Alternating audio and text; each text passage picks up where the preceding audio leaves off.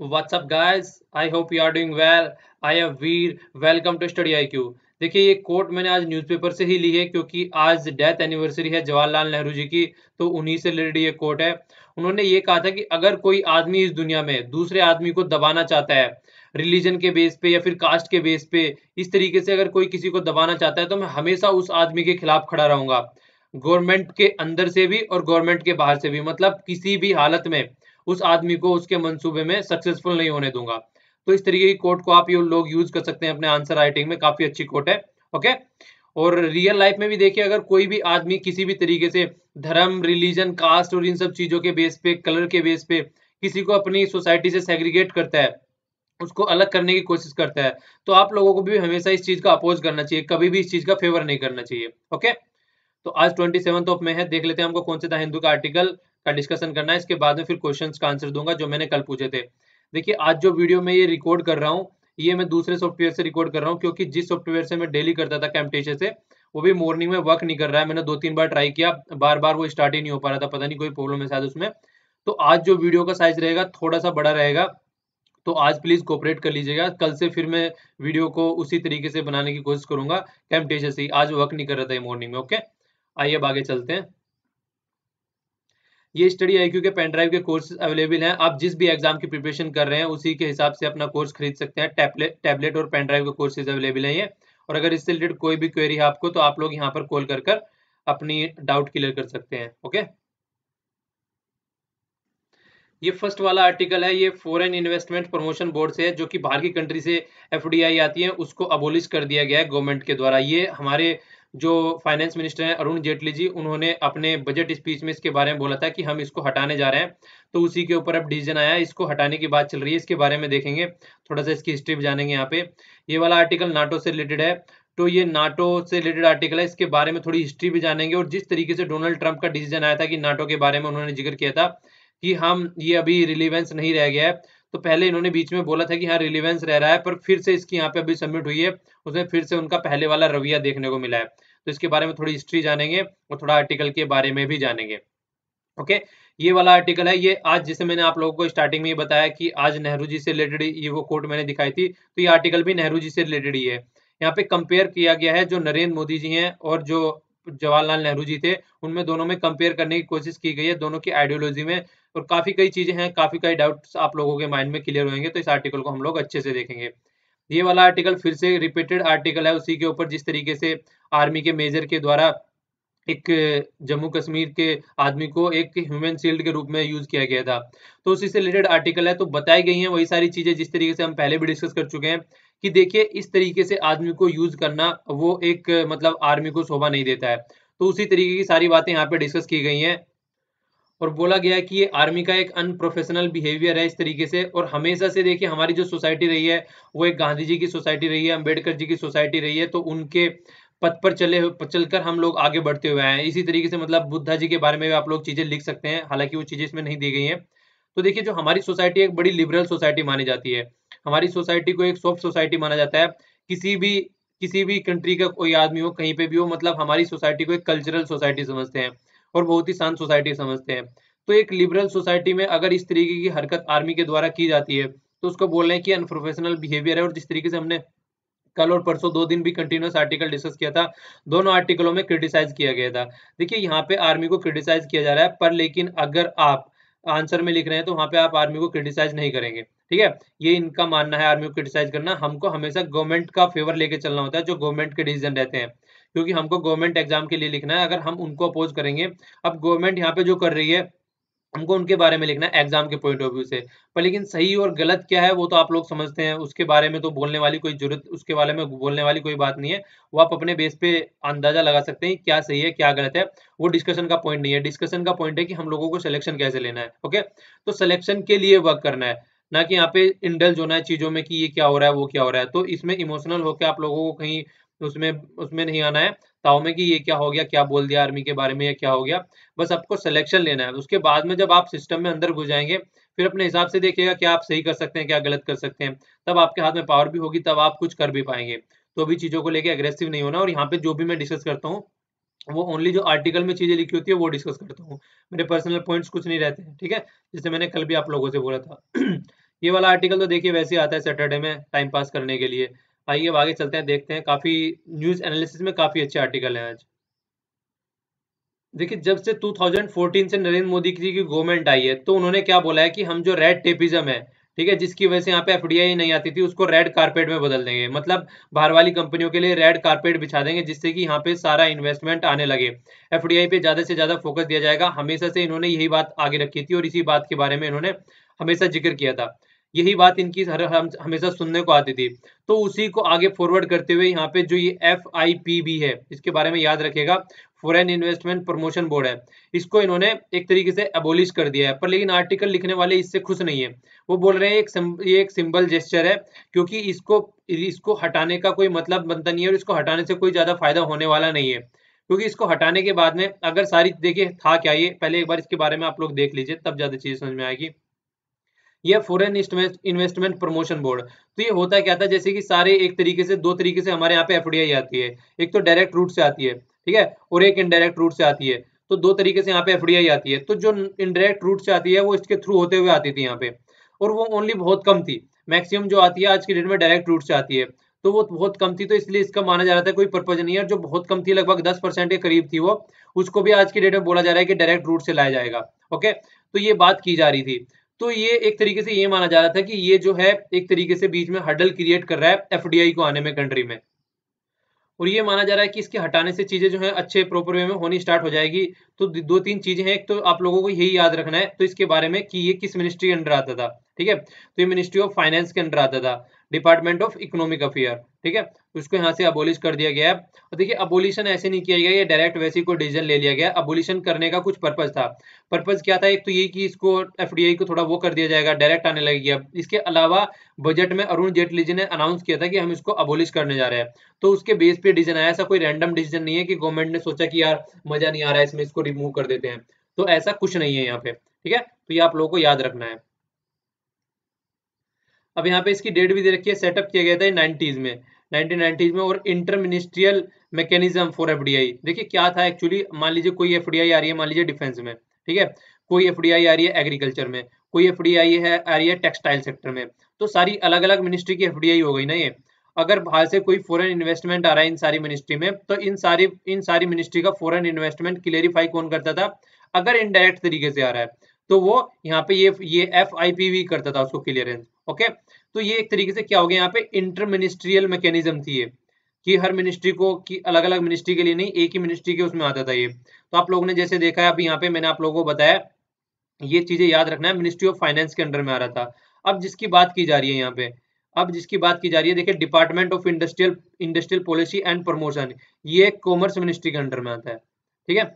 तो इसके बारे में बात की है। अब इसको प्लान थोड़ा बनाना पड़ेगा कि किस तरीके से यहाँ पे एक स्टैंडर्ड प्रोसीजर बनाना पड़ेगा एफडीआई के लिए, जो कि 11 सेक्टर यहाँ पे काउंट किए गए हैं जो इसके अंदर में आती थी एफडीआई, ठीक है, जो कि ऑटोमेटेड रूट में नहीं है, जो डायरेक्ट ऑटोमेटिक जो एफडीआई आती है उसकी तरीके से नहीं है। तो इसके लिए अब कुछ ना कुछ तो सोचना पड़ेगा किस तरीके से अब ये यहाँ पर एफडीआई आएगी। तो अब क्या करना है, अब डिपार्टमेंट को अपनी पॉलिसी बनाने से पहले कंसर्न करना पड़ेगा, कंसर्न करना पड़ेगा मिनिस्ट्री से, और किस तरीके से ये आगे लेके चलते हैं उसके बारे में सोचना पड़ेगा। ये बोल रहे हैं कि जिस तरीके से गवर्नमेंट बिलीव कर रही है कि ये जो इसको हटाने के बाद में कई सारी चीजें सोच रही थी कि रेड टेपिज्म श्रिंक हो जाएगा, ईज ऑफ डूइंग बिजनेस हो जाएगा यहाँ पे, और इम्प्रूव द जो फाइंड, मतलब मोर अट्रैक्टिव फाइंड करेंगे कि बाहर से जो एफडीआई आ रही है हमारी कंट्री में। पर ये एक सिंबॉलिक जेस्चर इन्होंने बोला है कि ऐसा कुछ नहीं होने वाला है। क्यों क्यों बोला गया उसको, क्योंकि 90% जो इन्वेस्टमेंट है वो इसके थ्रू आता ही नहीं था।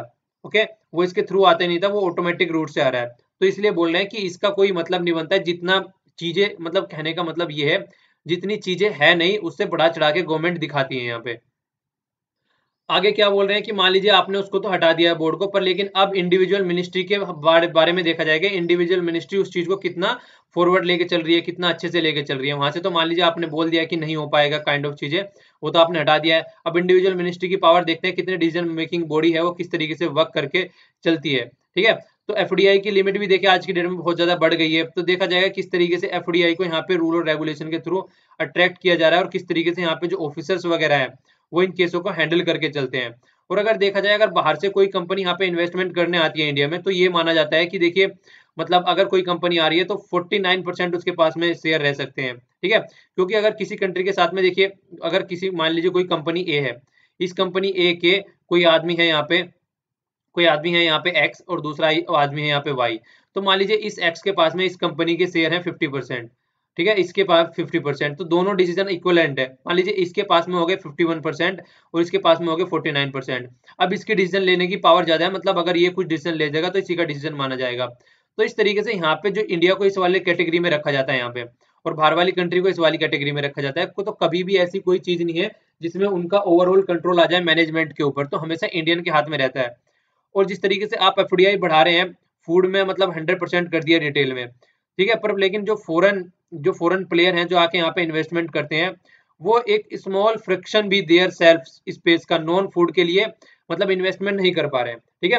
मतलब अगर किसी को कहीं पे एक जगह वो नहीं फिक्स काइंड ऑफ चीजें कर देना, तो वो बातें कर जा रही कि एक साइड में कर रहे हैं तो दूसरी साइड में उनको अलाउ नहीं किया जाता है। और ये तो अलग प्रॉब्लम है। इसके अलावा लैंड एक्वाइजेशन की इतनी ज्यादा प्रॉब्लम है। लैंड एक्वाइजेशन की क्यों प्रॉब्लम है? देखिए चाइना जैसी कंट्री में इतना ज्यादा एफडीआई होता है, चाइना जैसी कंट्री में इतने ज्यादा जल्दी जल्दी स्टेप्स लिए जाते हैं वहां पे। क्यों? क्योंकि जो लैंड है वो वहां पे गवर्नमेंट के अंडर में है, ठीक है। हमारे यहाँ पे जो लैंड है प्राइवेट प्रॉपर्टी है, हर एक आदमी की अलग प्रॉपर्टी है। किसी के हिस्से में 4 बीघा आती है, किसी के हिस्से में 20 और किसी के में 50। तो हर एक आदमी की अलग प्रॉपर्टी है। अगर कोई यहाँ पे मान लीजिए किसी गांव वाला एरिया है, दिल्ली का ही एरिया ले लीजिए, दिल्ली के यार इस आसपास एरिया में मान लीजिए कोई इंडस्ट्री आनी है, तो हर एक आदमी, हर एक किसान हर एक आदमी की अपनी अपनी जमीन है। अब मान लीजिए कोई प्रोजेक्ट निकलना है, वो 2-3 जगह से होता हुआ जाता है, तो उस प्रोजेक्ट को दो तीन जगह से होता हुआ जाता है, 2-3 आदमियों के खेतों से होता हुआ जाता है, तो उससे हर एक आदमी से अलग अलग जमीन खरीदनी पड़ेगी। जबकि ऐसा कुछ चाइना में नहीं है। चाइना में प्रोजेक्ट क्लियर कर दिया जाता है और उसको इंप्लीमेंट कर दिया जाता है, गवर्नमेंट के पास में जमीन रहती है। ओके, तो इंडिया में ऐसा कुछ नहीं है। तो एक तो लैंड एक्वाइजेशन से वैसे प्रॉब्लम रहती है, और लेबर लॉज जो है यहाँ पे वो भी एक बड़े डिफिकल्ट है जिस तरीके से होने चाहिए। मतलब एक नॉर्मल जो कंट्री होती है जहाँ पे एफडीआई अट्रैक्ट होती है ज्यादा, जिस तरीके से वहां पे फॉलो करके चले जाते हैं, हमारी कंट्री में उस तरीके से फॉलो भी नहीं करते हैं, ठीक है। तो यहाँ कई सारी प्रॉब्लम अलग है, और आप बोल रहे हैं छोटी सी बात लेके उसको चल रहे हैं साइड में, और बोल रहे हैं हमने बस जो प्रॉब्लम थी उसको सॉर्ट आउट कर दिया है, जबकि ऐसा कुछ नहीं हो रहा है, ठीक है। तो अगर कुछ अच्छा करना चाहते हैं तो जो ऊपरी सारी बातें बताई गई हैं उनको सॉर्ट आउट करो, तब जाके यहाँ पे इन्वेस्टमेंट आएगा। लैंड एक्वाइजेशन अच्छी बनाओ, लेबर लॉज को ढंग से इंप्लीमेंट करो। तो इस तरीके से जो फॉरेन कंट्री है उनका भी थोड़ी, उनको भी यहाँ पे कुछ करने के लिए वो दोगे। ऐसा नहीं है कि सारी एडमिनिस्ट्रेटिव और कंट्रोल पावर आप ही के हाथ में रहे, तो कोई क्यों आएगा यहाँ पे? कल को आप कोई भी डिसीजन लेने लगो, उनका नेगेटिव उनके ऊपर इम्पैक्ट डालने लगे अगर कोई, तो क्या करेगा? कोई आके क्या उसको सॉर्ट आउट कर पाएगा? तो इस तरीके से पहले उनको वो नहीं होता है, गुड फील कराओ उनको भी थोड़ा सा, तो तभी तो कोई यहाँ पे आके वर्क करना स्टार्ट करेगा। तो ये बात बोलिए, ऐसा करो तब जाके एफडीआई और ज्यादा बढ़ेगी। नेक्स्ट वाला आर्टिकल जो है नाटो से रिलेटेड है, ठीक है। तो एक बार नाटो देख लीजिए, मैप में कौन कौन सी कंट्री आती है, कितना एरिया आता है। ये टोटल नाटो का एरिया है, ठीक है। यूएसए हो गया, यहाँ पे कनाडा वगैरह हो गया, अलास्का ये हो गया यहाँ पे। तो ये सारा आप यूरोपियन देख लीजिए, कितना ज्यादा मैक्सिमम पार्ट यूरोप के हैं। तो ये क्या आता है, ये क्या आता है, सब नाटो के अंदर में आता है, ठीक है। नाटो के अंदर में आता है, नॉर्थ अटलांटिक ट्रीटी ऑर्गेनाइजेशन बोलते हैं, फुल फॉर्म भी याद रखिएगा। तो नाटो में अभी क्या होने जा रहा था, एक देखिए स्टार्टिंग से बताता हूँ थोड़ा, जो आर्टिकल में भी नहीं दे रखा है, थोड़ा सा बैकग्राउंड से हिस्ट्री लेके चलते हैं। एक्चुअली अभी क्या हुआ, इलेक्शन हुए, तो इलेक्शन में डोनाल्ड ट्रंप जीत के आ गए 2017 में, ठीक है। तो डोनाल्ड ट्रंप ने जो अपने कैंपेन किए थे उस टाइम पे इन्होंने बोला था कि नाटो जैसी चीजों को आते ही हटा दिया जाएगा, इसका कोई आज की डेट में अस्तित्व रह नहीं गया है। क्यों? क्योंकि जो नाटो बनाया गया था वो कोल्ड वार की ड्यूरेशन में बनाया गया था, और अपोज करने के लिए यूएसएसआर को, ओके, यूएसएसआर को अपोज करने के लिए बनाया गया था। और यूएसएसआर आज की डेट में खत्म हो चुका है, तो यूएसएसआर है नहीं, तो नाटो का क्या मतलब बन गया है? तो नाटो को हमको साइड में रखना है। इसके बाद में जब इनका बहुत ज्यादा क्रिटिसिज्म होने लगा डोनाल्ड ट्रंप जी का, तो आप लोगों ने देखा होगा इन्होंने अपने कितने वादे चेंज किए हैं। ये वादे फरामोश हैं, वादे करके भूल जाते हैं। तो बहुत सारे इन्होंने वादे चेंज किए हैं। पता नहीं पहले भी अपनी लाइफ में गर्लफ्रेंड होगी, उससे भी कितने वादे चेंज करता होगा, पता नहीं कहता होगा मिलने आ रहा हूँ नहीं जाता होगा फिर मिलने। तो काइंड ऑफ भी ऐसी होता है क्योंकि आप लोग खुद देख लीजिए, उस दिन से मतलब इतने ज्यादा स्टेप बंदे ने लिए हैं। पहले बोला था कि मैं अपने पे फोकस करूंगा, कहीं फोकस नहीं करूंगा, बाहर वाली कंट्री में फोकस ही नहीं करूंगा, अफगानिस्तान से आर्मी निकाल लूंगा, सीरिया से मुझे मतलब नहीं है, ऐसी बातें बोली सारी इसने, ठीक है। पर लेकिन क्या हुआ, अफगानिस्तान में बम गिरा दिया, सीरिया में भी जाके घुस रहे हैं। तो सारे ऐसे स्टेप्स ले रहे हैं आज की डेट में। तो ये सोचने वाली बात हो रही है उसमें। इसी तरीके से इन्होंने अपना क्लाइमेट के बारे में बोला है, जो क्लाइमेट के बारे में कि क्लाइमेट चेंज नाम की कोई चीज नहीं होती है ऐसी, ये एक नेचुरल चीज है, अपने आप होती रहती है और अपने आप सही हो जाती है। तो इस तरीके की इनकी सारी बातें बोली गई। तो इसी तरीके से इन्होंने नाटो पे भी अपना एक तरीके से कटाक्ष किया था। लेकिन कुछ दिनों बाद में फिर इन्होंने बोला एक मीटिंग में, वहां पे इन्होंने बोला सब नाटो कंट्री की जितनी भी कंट्री है सबको कि अपना बजट है बढ़ा दो सारी नाटो में, ठीक है, हम सारे फिर से मिलकर वर्क करेंगे, नाटो का एग्जिस्टेंस है, काइंड ऑफ चीजें फिर से बोली इसने। पर लेकिन अब क्या हुआ, फिर से ब्रसेल्स में, बेल्जियम में फिर से मिले हैं, तो यहाँ पे गैदर्ड हुआ है फिर से। तो भी फिर से डोनाल्ड ट्रंप का पहले वाला रवैया देखने को मिला है यहाँ पे, कि अमेरिका एक तरीके से ड्रिफ्ट अवे होता जा रहा है नाटो अलाई से, तो ये यहाँ पे देखने को मिला। तो यहाँ पे देखने को कैसा मिला, ऐसा क्या इसने बदतमीजी की यहाँ से कि इस तरीके की बातें यहाँ पे देखने को लगी सबको। तो जैसे कि पहले तो मैंने बताया आप लोगों को कि सेकंड वर्ल्ड वार के बाद में इसको बनाया गया था। सेकंड वर्ल्ड वार कब से कब हुई थी, 1939 से 1945 तक। चलिए आप फर्स्ट वर्ल्ड वार के बारे में बताइए कब से कब थी, कमेंट बॉक्स में नीचे। ओके, तो यहाँ पे उसके बाद में इसको बनाया गया था, और इसलिए बनाया गया था ताकि अगर कोई बाहर की कई इस मेंबर की कंट्री के अलावा कोई बाहर की कंट्री इनके ऊपर आक्रमण कर रही है, कुछ भी इस तरह की कंडीशन बन रही है, तो ये एक तरीके से सारे मिलके साथ में आ जाएंगे। तो मिलिट्री सिक्योरिटी एक तरीके से यहाँ पे सबकी रहेगी, और एक तरीके से एक डेमोक्रेसी को मेंटेन करने वाली बात भी यहाँ पे निकल के आएगी। यहाँ पे भी देख लीजिए, जैसे नाटो बनाया गया था वहां पे भी इसी तरीके की बातें लिखी गई थी। देखिए ये एक तरीके से इंटर गवर्नमेंटल मिलिट्री अलायंस था, ठीक है ना, सब मिलके काम करेंगे एक तरीके से। अमेरिकन मैक्सिमम कौन था इसमें, नॉर्थ अमेरिकन और यूरोपियन, जैसे आप लोगों को अभी मैप में देखने को मिला है यहाँ पे, ये नॉर्थ अमेरिका हो गया पूरा, और यूरोपियन कंट्री होगी सारी, तो मैक्सिमम ये कंट्री है इसमें। ओके, और जो इसको बनाया गया था एक तरीके से आप लोगों को यहाँ पे देखिए, नॉर्थ अटलांटिक ट्रीटी के तहत जो साइन की गई थी 4 अप्रैल 1949। 1949 मैंने आप लोगों को अभी बताया, 1945 में वर्ल्ड वार सेकंड खत्म हो गई थी, और उसी के बाद से फिर कोल्ड वार की एरा स्टार्ट होने लगा था। ठीक है, cold war kind of situation बनने लगी थी। कोल्ड वार एक ऐसी चीज होती है जब एक ग्राउंड में ना आके आमने सामने लड़ाई न करके एक एक दूसरे के खिलाफ कंपेयर करते रहे, इन्होंने बम बनाया तो इन्होंने भी बम बना लिया, दूसरे ने किसी कंट्री पे कब्जा किया तो इन्होंने भी किसी कंट्री पे कब्जा कर लिया, यूएसए ने किसी कंट्री को कैपिटलिस्ट बनाया तो इन्होंने किसी कंट्री को कम्युनिस्ट बना लिया। तो इस तरीके की एक दूसरे से लड़ते रहना पर आमने सामने ना आना, तो उस तरीके की सिचुएशन को कोल्ड वार बोलते हैं। तो म्यूचुअल डिफेंस भी था इसमें एक तरीके से, अगर किसी एक एक्सटर्नल पार्टी किसी एक पर अटैक करती है तो सारे साथ में आ जाएंगे। ओके, और सबसे बड़ी बात देखिए आप लोगों को यहाँ पे ये देखने को मिलेगी, छोड़ दो अगर रशिया को और चाइना को, तो यूएस, फ्रांस और यूनाइटेड किंगडम, तो तीन इसके मेंबर, खुद परमानेंट मेंबर जो कि यूएन सिक्योरिटी काउंसिल के हैं, जिनके पास में वीटो पावर है, वो इसके मेंबर है। तो कितनी पावर हो सकती है इसके, इसमें आप लोग समझ सकते हैं कुछ। ऑफिशियली न्यूक्लियर भी है, सारे न्यूक्लियर वेपन है सबके साथ में ऑफिशियली डिक्लेयर्ड, अगर इन तीनों को माना जाए खासकर। तो डिफेंस के पर्पज से एक तरीके से इन्होंने ये भी बोला कि हर एक कंट्री अपनी जीडीपी का 2% यहाँ पे डिफेंस के पर्पज के लिए यूज करेगी, और इसी के ऊपर डोनाल्ड ट्रंप ने कमेंट किया था। उन्होंने बोला था, पहले तो बोला कि ये सब चीजें साइड में रख दो और चीजों पे फोकस करो, पर फिर से इन्होंने बोला कि डिफेंस के ऊपर बजट बढ़ा दो अपना नाटो से रिलेटेड, तो फिर से उस बात से ये पलटते हुए दिख रहे हैं। ओके, तो 28 मेंबर है इसमें आज की डेट में, आप लोगों को नाम याद रखना है, और इसका जो हेडक्वार्टर है वो भी आप लोगों को याद रखना है, ब्रसेल्स में, बेल्जियम में। ठीक है ना, तो ये थोड़ी सी इससे रिलेटेड इन्फॉर्मेशन हो गई, ये जो इस टाइम पे बना था, और इतना ज्यादा अंदर घुसने की जरूरत नहीं है कि कितना इसका बजट है और कौन इसका लीडर है, इतनी ज्यादा पूछने वाली बात नहीं है, बस थोड़ा सा आप लोगों को पता होना चाहिए, हल्की सी इन्फॉर्मेशन होनी चाहिए इन चीजों के बारे में। ओके, तो अब डोनाल्ड ट्रंप जी का क्या रवैया देखने को मिला है, इन्होंने देखिए वहां पे भी जाके वही बात बोल दी अपनी, ठीक है, कि अमेरिका फर्स्ट, ठीक है, आई एम द बेस्ट और अमेरिका फर्स्ट, और बाकी सब जाओ जहां से मुझे मतलब नहीं है। और देखिए कंट्रीब्यूट करने के लिए बोला था 2%, जो डोमेस्टिक प्रोडक्ट के लिए इन्होंने इंडिविजुअल स्टेट को बोला था, तो उसके लिए उन्होंने बोला कि देखिए आप तो ओनली 2% दे रहे हैं अपना, ज्यादा से ज्यादा पैसा कौन दे रहा है, यूएसए दे रहा है यहाँ पे, ठीक है, तो सारा बर्डन यूएसए के ऊपर पड़ जाता है, जो इन्होंने पहले सपोर्ट किया था अब उसी को फिर से अपोज करते हुए दिख रहे हैं। इसीलिए ये मैं यहाँ पे एक बात और बताना चाहूंगा, इंडिया को इसीलिए सजेशन भी दिया जा रहा है आज की डेट में, कि जिस तरीके से हमारी जो दुश्मनी आज की डेट में रशिया के साथ में भी बहुत ज्यादा रिलेशन खराब हो गए हैं, चाइना के साथ में भी और ज्यादा रिलेशन हमारे कट्टर मतलब नेगेटिव साइड में ही जा रहे हैं, तो ये बोला गया है जितने भी आर्टिकल लिखने वाले हैं कि यूएस के साथ में रहकर हम अपने जो इंटरनेशनल रिलेशन है उनको एक डायरेक्शन नहीं दे सकते हैं, क्योंकि यूएस के पास में खुद की डायरेक्शन नहीं है, कभी कुछ बोल देते हैं डोनाल्ड ट्रंप जी, कभी कुछ बोल देते हैं, तो उनके बारे में उनके साथ में लग के अगर हम सोच रहे हैं अपने इंटरनेशनल रिलेशन को फोकस करके चला जाए, उनको एक डायरेक्शन दी जाए, तो ये हमारे लिए बहुत ही नेगेटिव होगा, हमको इसके बारे में नहीं सोचना चाहिए और इन सब चीजों को हमको साइड में रखना चाहिए। तो हमेशा उस आदमी के साथ में चलना चाहिए जो आदमी थोड़ा स्टेबल हो, जो आदमी अनस्टेबल हो उसके साथ में चलने का कोई मतलब नहीं बनता है। ओके, और देखिए जिस तरीके से ये मिले हैं उसमें भी एक सेंस नहीं दिख रही थी कुछ, और डिप्लोमेसी में भी एक चालाकी दिख रही थी, मतलब बात ऐसी की जा रही थी, उन्हें होता है दूसरों को पेसिफाई करने वाली बात ज्यादा हो रही थी, और जो एक पर्पज था उसके बारे में बात कम हो रही थी। और इसके अलावा आप लोग देख ही रहे हैं, सारी जितनी भी यूरोप की कंट्री है और जितनी भी मैक्सिमम यूएसए को छोड़ के सारी कंट्री है, सब ने पेरिस जो क्लाइमेट एग्रीमेंट है उस पर चलने के लिए बोला है, उस पर फोकस करने के लिए बोला है, पर डोनाल्ड ट्रंप जी ने साफ साफ मना कर दिया कि I am not the part of this climate agreement, उन्होंने आते ही ये बात बोल दी थी। ओके, तो ये बात भी यहाँ पे देखने के लिए आ रही है। अब देखिए इनका मानना है कि ये अपना जो ओल्ड ट्रेडिशनल जिस तरीके से काम हो रहा था उस पर चलने की कोशिश करेंगे, पर लेकिन ये तो इनके मन की बात है, सुबह को कुछ बोलते हैं, शाम को इमोशनल हो जाके कुछ बोलते हैं, सुबह को मान लीजिए ड्रिंक कर लिया तो इनका पैटर्न चेंज हो जाता है तो इनका कंप्लीट पैटर्न है, वो कंप्लीट अपने उन्हें मस्त मौला आदमी है, मुझे मतलब नहीं है दुनिया का क्या हो रहा है, मुझे अपने से मतलब है, मुझे क्या करना है बस। चलिए जो भी है, ये आर्टिकल नेहरू जी से रिलेटेड है, जैसे मैंने आप लोगों को स्टार्टिंग में बताया था कि आज इनकी डेथ एनिवर्सरी है, तो उससे रिलेटेड ये आर्टिकल है। First prime minister of India थे ये, ठीक है। चलिए फर्स्ट प्रेसिडेंट ऑफ इंडिया बताइए। हालांकि क्वेश्चन बहुत ही बच्चों वाला है, पर फिर भी बहुतों को पता नहीं होता ये भी।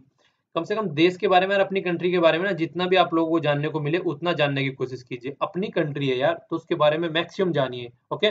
किसी भी हद तक मतलब जानने की कोशिश कीजिए अपनी कंट्री के बारे में, सारी चीजें पता होनी चाहिए, और खासकर हिस्ट्री के पे तो बहुत ही ज्यादा फोकस होना चाहिए, क्योंकि हिस्ट्री जो होती है ना किसी कंट्री का, वो बैकबोन होती है, वहां से निकल के उसके ऊपर पूरी कंट्री रखी होती है, वो नींव होती है वहां पे, ओके। तो कोशिश कीजिए कि उसको ज्यादा से ज्यादा जाना जाए। देखिए आर्टिकल में लिखने वाले क्या बोल रहे हैं कि आज तक जो है नरेंद्र मोदी जी को इंदिरा गांधी जी के साथ में कंपेयर किया जाता था, लेकिन ढंग से अगर देखा जाए तो कंपेयर करना चाहिए दोनों को, जवाहरलाल नेहरू, जो नरेंद्र मोदी जी को जवाहरलाल नेहरू जी के साथ में, ठीक है। क्योंकि दोनों ही एक आइडियोलॉजिस्टिक पर्सन थे, उनकी आइडियोलॉजी अलग थी और इनकी आइडियोलॉजी अलग थी। कंपेयर उस तरीके से नहीं करना है कि दोनों एक ही डायरेक्शन में चल रहे थे, कंपेयर करना है दोनों की आइडियोलॉजी डिफरेंट थी, उस तरीके से कंपेयर करने की बात कर रहे हैं यहाँ पे। तो दोनों की एक तरीके से, नेहरू जी का अगर पैटर्न ले लीजिए, वो लेफ्टिस्ट जो थे उनको हल्का सा क्रिटिसाइज करते थे, पर लेकिन हमेशा उनको साथ में लेके चलने की टेंडेंसी रखते थे। पर लेकिन जो मोदी जी हैं उनका जो पैटर्न है वो कंप्लीटली राइटिस्ट होता जा रहा है। लेफ्टिस्ट मैंने आप लोगों को बताया था, लेफ्टिस्ट एक तरीके से ऐसा होता है जो बिल्कुल नीचे की वाली बात करते हैं, कि लोगों के खाने पीने की, गरीब आदमी है उन पे फोकस करके चलना है, बहुत ही मतलब सोसाइटी में उनको फैसिलिटी प्रोवाइड करानी चाहिए, उनकी सबको सुननी चाहिए, जो सबसे नीचे वाला तबका होता है उसके बारे में बात कर रहे हैं। तो लेकिन पर जो ये नरेंद्र मोदी जी हैं वो हमेशा नेशनलिज्म की बात करते हैं, राइटिस्ट अप्रोच, मतलब हमारी देश हमारी कंट्री, तो ऊपर ऊपर वाली बात ज्यादा करते हैं, जो नीचे वाली है उस पर कम फोकस करते हैं, तो उसको बोलते हैं राइटिस्ट अप्रोच, ठीक है। तो मोटा मोटा बताइए आप लोगों को थोड़ा सा समझाने के लिए, एक मोटी मोटी लैंग्वेज में आप लोग बोल सकते हैं। तो इसके बारे में ये बात कर रहे हैं कि ये दोनों में इस तरीके से आइडियोलॉजी का कंप्लीटली डिफरेंस है अगर देखा जाए तो, ठीक है। और नेहरू जी का जो फोकस रहता था हमेशा सोशलिज्म और जस्टिस के ऊपर फोकस रहता था। इसी तरीके से आप लोगों को ये सारी चीजें प्रेम्बल में भी देखने को मिल रही है इंडियन कॉन्स्टिट्यूशन के, ओके। तो वहां पे भी चीजें देखने को मिल रही है। अब थोड़ा मोदी जी के बारे में बता रहे हैं, ठीक है। मोदी जी को बोला इन्होंने कि आते इन्होंने प्लानिंग कमीशन खत्म कर दिया, ठीक है। प्लानिंग कमीशन खत्म कर दिया और प्लानिंग कमीशन को रिप्लेस करके क्या लेके आ गए, ये आर्टिकल में नहीं दे रखा है, ये नीति आयोग लेके आ गए हैं, ठीक है। और स्टेब्लिश किया था इसको, क्या किया था नेहरू जी ने, स्टेब्लिश किया था इसको 1950 में। तो नेहरू जी को बोला जा रहा है कि सोशलिज्म थ्रू बैकडोर। देखिए थोड़ा सा मैं आप लोगों को यहाँ पे समझाना चाहूंगा, आप लोगों को थोड़ा सा क्लियरिटी आएगी यहाँ पे चीजों को लेके। हमारा कॉन्स्टिट्यूशन बनाया गया, कॉन्स्टिट्यूशन बनाया गया, और कॉन्स्टिट्यूशन बनाने के बाद में एक इतनी बड़ी चीज, प्लानिंग कमीशन जैसी चीज कॉन्स्टिट्यूशन में रखना भूल गए। तो ये हमारे हिस्टोरियन के बीच में बहुत ज्यादा डिस्कशन चलता रहता है इसको लेके, कि प्लानिंग कमीशन को तो कॉन्स्टिट्यूशन में होना चाहिए था, कॉन्स्टिट्यूशन में उसको क्यों नहीं रखा गया। ऐसा क्या हो गया कि सारे जो कॉन्स्टिट्यूशन लिखने वाले थे, राइटर थे कॉन्स्टिट्यूशन के, वो ऐसा क्या भूल के आ गए कि उनको सारा भूल भुलैया हो गया, कि उन्होंने इतनी इंपॉर्टेंट चीज कॉन्स्टिट्यूशन के अंदर नहीं रखी और कॉन्स्टिट्यूशन के बाहर रखी। तो उसका रीजन था, उसका रीजन ये था, देखिए अगर कॉन्स्टिट्यूशन में कोई भी चीज रख देते हैं और कुछ भी वहां पे डिसीजन लेना होता है, तो वहां पे कोई भी चीज आती है वो पार्लियामेंट के थ्रू लेके चलनी होती है। और वहां पे एक, अगर कुछ भी कल को उसके अंदर चेंज करना पड़ गया, तो कॉन्स्टिट्यूशन में चेंज करने के लिए एक अच्छी खासी स्पेशल मेजोरिटी चाहिएगी, तो मेजोरिटी चाहिएगी तब जाके उसके अंदर चेंज आएगा। पर लेकिन प्लानिंग कमीशन को गवर्नमेंट के अंगूठे के नीचे रखा जाता है, मतलब जो भी चेंज करना है आराम से चेंज कर सकते हैं, कहीं जाने की जरूरत नहीं है, किसी से आज्ञा लेने की जरूरत नहीं है। तो इसीलिए प्लानिंग कमीशन को मतलब प्राइम मिनिस्टर के लीडरशिप के अंडर में रखा गया था। तो इसीलिए इसको सोशलिज्म की बैकडोर पॉलिसी बोला गया, कि कॉन्स्टिट्यूशन था पर फिर भी प्लानिंग कमीशन को जो बाद में बनाया गया, मतलब 3 साल बाद ही, 3 साल का बाद कहा, मतलब जो कॉन्स्टिट्यूशन बनाना स्टार्ट किया तब से लेके अगर देखा जाए तो मतलब 26 नवंबर 1949, ठीक है। तो आज हमने इसको कॉन्स्टिट्यूशन को, उस टाइम पे हमने इसको इंप्लीमेंट कर दिया था। तो उसके लगभग 1 साल बाद ही इनको समझ में आ गया कॉन्स्टिट्यूशन नहीं, कॉन्स्टिट्यूशन में प्लानिंग कमीशन रखना भूल गए। तो इस चीज के लिए इनको क्रिटिसाइज भी किया जाता है कि नेहरू जी ने एक बैकडोर पॉलिसी अपनाई सोशलिज्म इंप्लीमेंट करने के लिए, ओके। तो ये क्वेश्चन भी आप लोगों से इंटरव्यू में पूछा जा सकता है, तो थोड़ा ध्यान रखिएगा। पर लेकिन जैसे जैसे चीजें आगे बढ़ी, जो नेहरू जी का सोशलिज्म का कॉन्सेप्ट था वो साइड में होता चला गया, और उसके अलावा जो ऑब्जेक्टिव थे प्लानिंग कमीशन को बनाने के लिए वो भी साइड में होते चले गए, ये आर्टिकल वाले यहाँ पे बोल रहे हैं, ओके। पर लेकिन फिर भी जब से हमारे यहाँ पे रिफॉर्म होने स्टार्ट हुए, लिबरलाइजेशन, प्राइवेटाइजेशन, ग्लोबलाइजेशन, अगर उस टाइम की बात करें हम, जो 1990 के 1 में स्टार्ट हुए थे, तब से लेकर 2 गवर्नमेंट यहाँ पे वर्क करा है मेनली। एक तो यूपीए देखिए कांग्रेस होता है एक साइड में, और कांग्रेस के साथ में जो भी इसके अलाई होते हैं, मतलब जैसे एक साइड में कांग्रेस हो गई मेन पार्टी, और जो भी उसकी छोटी मोटी पार्टी इसके साथ में गठबंधन करती है मिलके, उनको यूपीए बोलते हैं। इसी तरीके से एनडीए होता है। मेन पार्टी कौन हो गया यहाँ पे, मेन पार्टी हो गया बीजेपी, और बीजेपी के साथ में जो भी छोटे मोटे पार्टी और मिलके गठबंधन करती हैं, उनको फिर मिलके मतलब इसके साथ में जो मिलके रहती है, जिसका पार्ट बन के रहती है, उसको बोल देते हैं एनडीए। ओके, तो यूपी और एनडीए के साथ में दोनों में एक तरीके से प्लानिंग कमीशन ने वर्क किया है, पर लेकिन नरेंद्र मोदी ने अपनी आइडियोलॉजी को देखते हुए, ठीक है ना, मतलब अपना खुद की दुनियादारी लगा के एकदम उसको शट डाउन कर दिया बिना किसी ऑब्जेक्टिव को बताते हुए। ये यहाँ पे क्रिटिसाइज कर रहे हैं नरेंद्र मोदी जी को यहाँ पे। तो रिलेशनशिप बिटवीन अगर देखा जाए नेहरू जी को लेते हुए देखा जाए, तो उनका हिंदुइज्म जो हिंदू की राइटिस्ट वाली पॉलिसी है कि हिंदू को सबसे ऊपर रखना है, काइंड ऑफ रहे हैं वो हमेशा उसके अपोजिट में रहे हैं, हमेशा उन्होंने उसका विरोध किया है कि हिंदू वाली पॉलिसी लेके नहीं चलनी है, ये कम्युनल पॉलिसी है। जिस तरीके से अगर कोई पर्टिकुलर मुस्लिम कम्युनिटी को लेके चले तो वो मुस्लिम को कम्युनल बोला करते थे, ठीक है, कम्युनल है और एंटी नेशनल है और एक तरीके से रिएक्शनरी बोला करते थे। पर लेकिन फिर भी जितना उन्होंने हिंदू को क्रिटिसाइज किया है, वो मुस्लिम को लेकर जो मुस्लिम फंडामेंटलिज्म था उसके लिए फिर भी सॉफ्ट रहे हैं वो, ठीक है। मुस्लिमों पे भी उन्होंने अटैक किया है, ऐसी बात नहीं है। तो उनकी जो पॉलिसी रहा करती थी, एक तरीके से हिंदू पे भी अटैक कर रहे हैं और मुस्लिमों पे भी अटैक कर रहे हैं, और एक तरीके से सॉफ्ट भी रह रहे हैं। मतलब कहने का ये वो एक सही जो स्टेप था वो लेके चला करते थे। पर लेकिन मोदी जी का जो स्टेप्स है ऐसा देखने को नहीं मिलता है। उनका अगर देखा जाए, उनका स्टेप कंप्लीटली अलग रहता है, मतलब वो कंप्लीटली हिंदुइज्म को फॉलो करके चलते हैं। तो यहाँ पे मोदी जी को क्रिटिसाइज कर रहे हैं, ठीक है। मैं कुछ नहीं बोल रहा हूँ यहाँ पे, कभी आप लोग फिर कमेंट लिखने लगे। देखिए जो भी मैं यहाँ पे बातें बोलता हूँ वो आर्टिकल की बातें बोलता हूँ, तो उसको लेके आप लोगों को इमोशनल नहीं होना है, ठीक है। तो यहाँ पे देखिए आगे क्या बातें बोली जा रही है। आगे ये बातें बोली जा रही है कि देखिए मोदी जी ने जब भी अपनी स्पीच दी है, अगर उनकी फर्स्ट स्पीच ले लीजिए, मैडन स्पीच बोलते हैं फर्स्ट स्पीच, अगर उनकी आप फर्स्ट स्पीच ले लीजिए, तब भी उन्होंने कहीं पर भी नेहरू जी का नाम नहीं लिया। और जब 2015 में इंडिया अफ्रीका फोरम समिट हो रही थी, हम लोगों ने डिस्कस किया था फोरम समिट के बारे में, आप लोगों को याद आ रहा है कुछ? ये जो स्टार्ट हुई थी 2008 में स्टार्ट हुई थी, हम लोगों ने डिस्कस किया था। हर 3 साल के बाद में स्टार्ट हुई थी, हर 3 साल के बाद में सबमिट होती है। हम लोगों ने अच्छे से डिस्कस किया था, मैंने पूरा बैकग्राउंड आप लोगों को बताया था उस टाइम पे, ठीक है। तो अभी ये हर 3 साल पे स्टार्ट होती थी। तो 2008 में देखिए, 2008 में और 2000, अच्छा ये बताइए 3 बार हो चुके हैं, 2008, 2011 और 2015।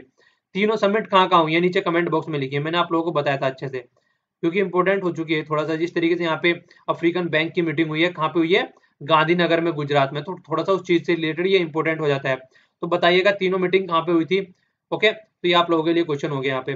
तो जब वहां पे अफ्रीकन जो लीडर आए हुए थे सारे, तो उन्होंने क्या किया, उन्होंने सबने नेहरू जी को प्रेज किया कि हाँ नेहरू जी की लीडरशिप में कंट्री इतने आगे बढ़ा है। पर लेकिन नरेंद्र मोदी जी ने हमेशा उनको इग्नोर किया है, कहीं भी उनका नाम लेने की वो नहीं समझा कि इतने अच्छे लीडर हैं, इंडिपेंडेंट के टाइम पे इतनी ज्यादा चीजें करके चले गए कि उनको भी प्रेज किया जाए। तो मोदी जी ने कभी भी उनको प्रेज नहीं किया है। ओके, तो दोनों में अगर देखा जाए कहीं ना कहीं एक फेयर गेम चल रहा है, उनकी आइडियोलॉजी डिफरेंट है और इनकी आइडियोलॉजी डिफरेंट है। तो ये आर्टिकल लिखने वाले बोल रहे हैं। आगे देख रहे हैं क्या बोल रहे हैं, आगे बोले हैं कि नेहरू जी की लाइफ के, जब नेहरू जी लाइफ थी उस टाइम पे ये बोला जा रहा था, बिग क्वेश्चन था कि नेहरू जी के बाद में कौन, अगर नेहरू जी चले जा रहे हैं तो उनके बाद में कौन ऐसा लीडर आएगा जो देश को संभालेगा, ठीक है। डज द राइट होप, पर लेकिन जो राइट जो पीपल हैं वो होप कर रहे हैं कि इरेज कर दी जाए नेहरू जी की जितनी मेमोरी थी, और जो फ्यूचर आने वाली जनरेशन ये पूछने लगे कि नेहरू जी कौन है। तो ये वाला इनका कंप्लीट आर्टिकल था जिसके बारे में इन्होंने डिस्कशन किया है यहाँ पर। हिस्ट्री का आर्टिकल था। चलिए 2-3 हिस्ट्री के क्वेश्चन बताइएगा। एक तो बताना है आपको सूरत स्प्लिट, सूरत स्प्लिट कब हुआ था, सूरत स्प्लिट कब हुआ था। सूरत स्प्लिट के बारे में आप लोगों ने कई बार सुना होगा। वहां पे क्या हुआ था, आप लोगों ने सुना होगा कि एक्सट्रीमिस्ट थे एक साइड में और दूसरी साइड में मॉडरेट थे, ठीक है ना। लाल बाल पाल का नाम सुना होगा जो कि एक्सट्रीमिस्ट लीडर थे और दूसरी साइड में मॉडरेट थे। तो इन दोनों के बीच में स्प्लिट हो गया था। वो स्प्लिट कब हुआ था, सूरत स्प्लिट उसको बोला जाता है। क्वेश्चन काफी इंपॉर्टेंट है। दूसरा, फिर इसके बाद में ये दोनों मिल गए थे, ठीक है ना। मिले थे कब, उसको बोला जाता है, का क्या बोला जाता है उसको, लखनऊ पैक्ट भी आप लोग बोल सकते हैं। जब जाके दोनों मिल गए थे और दोनों ने मिलकर काम करने की कोशिश की थी, यूनिटी भी बोला जाता है और इसको हिंदू मुस्लिम यूनिटी भी बोला जाता है। तो दूसरा क्वेश्चन आप लोगों के लिए है कि लखनऊ पैक्ट कब हुआ था, ठीक है। तो ये भी आप लोगों के लिए क्वेश्चन है। तो दोनों क्वेश्चन का आंसर दीजिएगा, थोड़ा सा इनके बारे में पढ़ने की भी कोशिश कीजिएगा। और अगर आपके पास में थोड़ा सा टाइम है, एक इंसिडेंट है कामागाता मारू, कामागाता मारू इंसिडेंट कई बार पूछ लिया जाता है, इसके बारे में भी थोड़ा सा पढ़ लीजिएगा। कामागाता मारू इंसिडेंट, ओके, जो ये हुआ था 1914 में हुआ था, लगभग मार्च के महीने में। इसके बारे में थोड़ा पढ़ लीजिएगा, आप लोगों को थोड़ा सा आइडिया हो जाएगा। आइए अब आगे चलते हैं।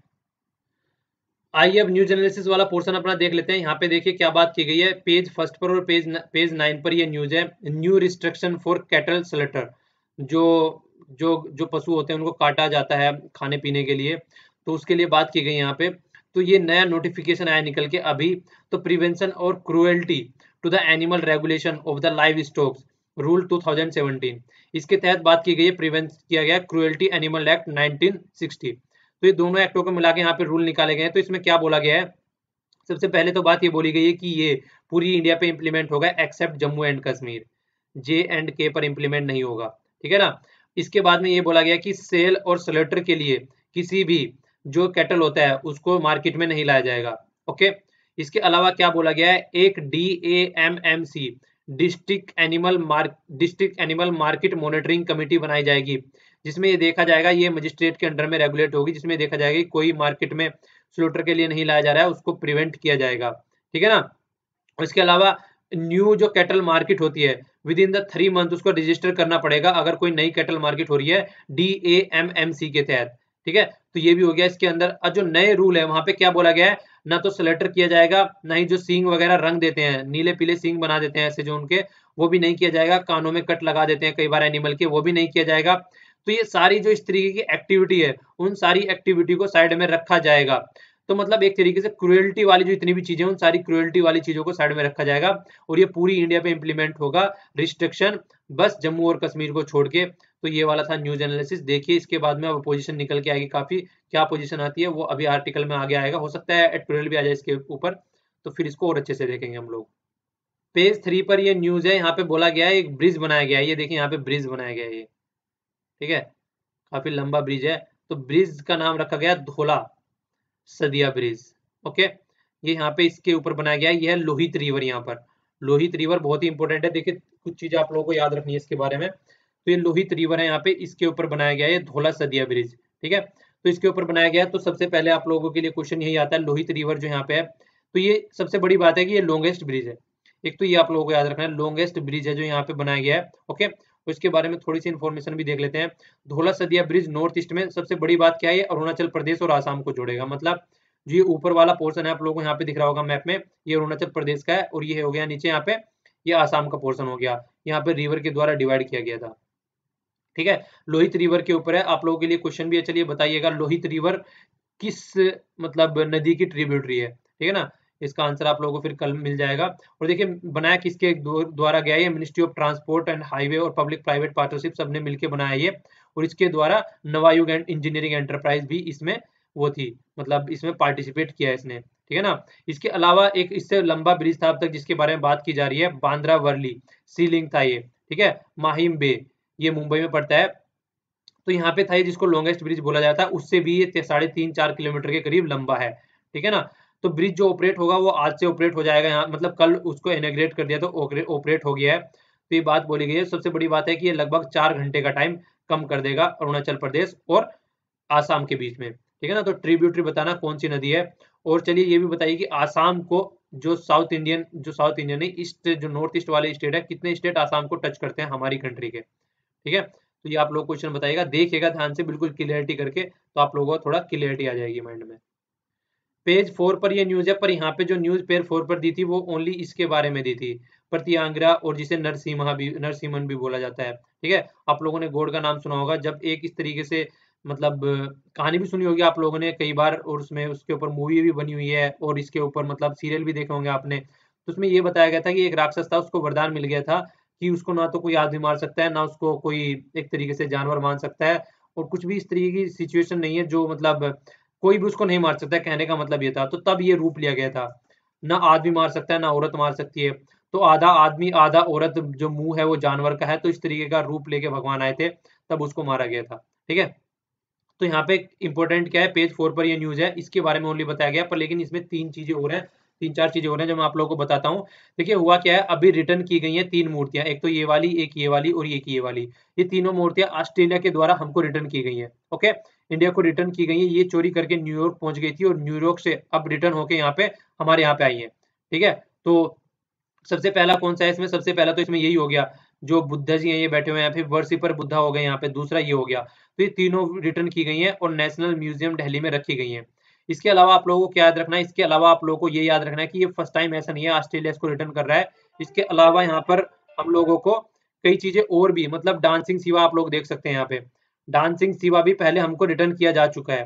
ठीक है, तो ये फर्स्ट टाइम नहीं है कि इस तरीके की चीजें हमको रिटर्न की जा रही हैं। ओके, थोड़ा सा इसके बारे में याद रखिएगा, तीनों का नाम याद रखना है, और खासकर मतलब तीनों का ही खास करके तीनों रिटर्न की गई है, और ये भी याद रखिएगा, इसके ऊपर डायरेक्ट क्वेश्चन पूछा जा सकता है। ओके, इस तरीके की न्यूज भी कई बार आ जाती है। पेज 4 पर न्यूज है, डीआरडीओ के द्वारा नया टेस्ट सेंटर इनोग्रेटेड किया गया है। कहाँ पे किया गया है? एरोनॉटिकल टेस्ट सेंटर, ठीक है ना, ये चित्रादुर्ग डिस्ट्रिक्ट कर्नाटका में किया गया है।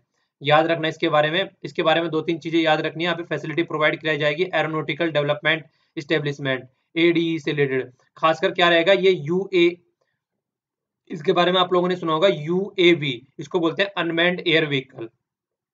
एक बार देख लीजिए यहाँ पे, इस तरीके से ये अनमैन्ड एयर व्हीकल होता है। यहाँ पे कोई भी आदमी इसमें ट्रेवल नहीं करता है, ओनली इसको मशीन के द्वारा उड़ाया जाता है। एक तरीके से आप लोगों ने 3 इडियट देखी होगी, जिस तरीके से आमिर खान उसमें उड़ाता है उसको रिमोट की हेल्प से।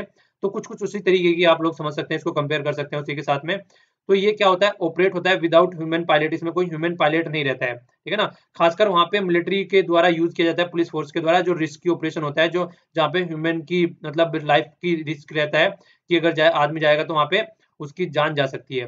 तो ऐसी जगह पे है ये, ठीक है ना। तो इसका जो पहले इसको मतलब तापस 201 जो यूएई है उसका नाम रखा गया था, इंडिजिनियसली डेवलप था। इससे पहले इसको बोला करते थे रुस्तम सेकंड।